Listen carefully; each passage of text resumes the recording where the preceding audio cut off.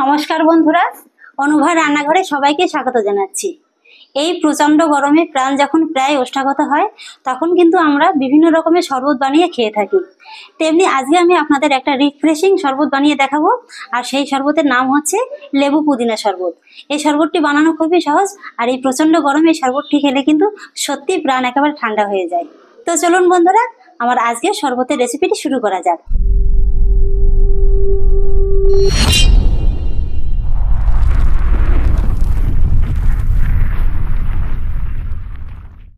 বন্ধুরা, আশা করছি আপনারা সকলেই বুঝতে পারছেন আজকে যেহেতু লেবু আর পুদিনা পাতার শরবত, তাই এখানে প্রধান দুটি উপকরণ হচ্ছে কিন্তু পুদিনা পাতা আর পাতিলেবু।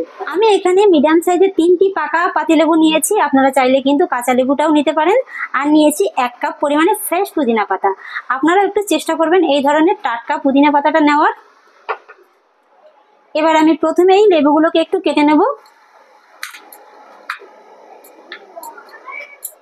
আর তারপরে একটা মিক্সিং জারের ভিতরে এই পুদিনা পাতাগুলোকে আমি দিয়ে দেবো। আর এখানে বন্ধুরা পুদিনা পাতার কোনো সঠিক পরিমাণ নেই, আপনারা ঠিক যতটা পরিমাণে শরবত বানাতে চান সেই আন্দাজেই দিয়ে দেবেন। এখানে আমি যতটা পরিমাণে পুদিনা পাতা নিয়েছি এতে মোটামুটি 3 থেকে 4 গ্লাসের মতো শরবত হয়ে যাবে। আর তারপর আমি এই পুদিনা পাতার ভিতরে আমি যে পাতিলেবুগুলো কেটে রেখেছিলাম সেই রসটাকে এইভাবে একটা ছাঁকনির করে রেখে বের করে নেব। আমি এক এক করে 3টি লেবুরই রস বের করে নিয়েছি। আর এবার আমি এর ভিতরে অ্যাড করব প্রথমেই 1/2 চা চামচ বিট লবণ, 1/2 চা চামচের একটু কম রেগুলার লবণ, আর সেই সঙ্গে দিয়ে দেবো ভাজা জিরে গুঁড়ো। এই জিরে গুঁড়োটা বন্ধুরা আপনারা অবশ্যই বাড়িতে তৈরি করার চেষ্টা করবেন। জিরেটাকে একটু শুকনো খোলায় টেলে এইভাবে একটু গুঁড়ো করে নিলেই হয়ে যাবে। আর সেই সঙ্গে অ্যাড করব 1/2 চা চামচের একটু কম চাট মশলা। আর এবার আমি সবশেষে অ্যাড করব 4 টেবিল চামচ চিনি।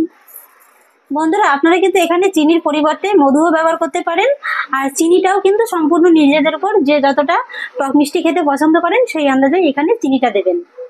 এবার আমি এই পুদিনা পাতা লেবুর ভিতরে দিয়ে দেবো সামান্য একটু জল পেস্ট করার জন্য। আর এবার আমি সমস্ত কিছুকে খুব ভালো করে পেস্ট করে নেব।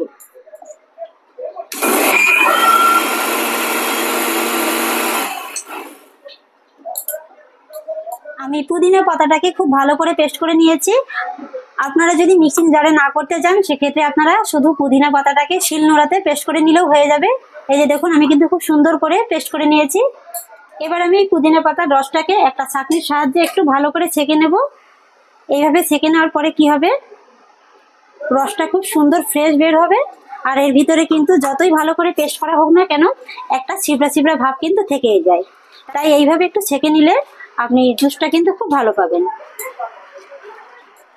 আর এবার আমি এই জুসটাকে একটি বড় জায়গায় ঢেলে নেব, আর তার ভিতরে দিয়ে দেব কিছুটা ঠান্ডা জল। এই যে দেখুন বন্ধুরা, জলটা মেশানোর পরে কালারটা কত সুন্দর এসছে, একদম সুন্দর একটা হালকা লাইট কালার।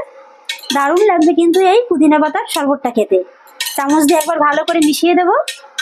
আর তারপর 2টি সার্ভিং গ্লাসে আমি নিয়ে নেব 4 টুকরো বরফ।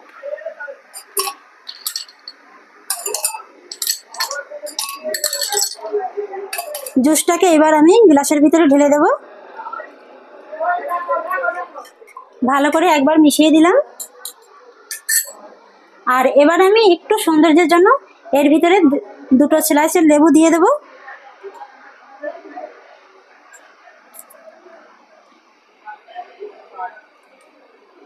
তারপরে উপর থেকে দিয়ে দেব আরো একটি স্লাইস লেবু।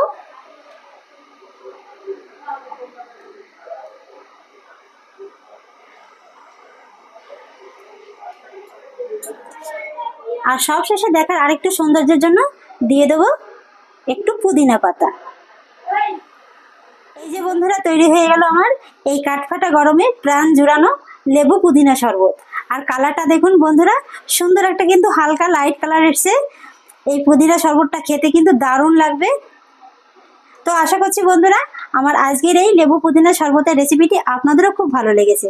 যদি ভালো লেগে থাকে তাহলে আমাকে অবশ্যই একটা লাইক এবং কমেন্ট করবেন, সেই সঙ্গে বন্ধুদের সঙ্গে শেয়ার করবেন।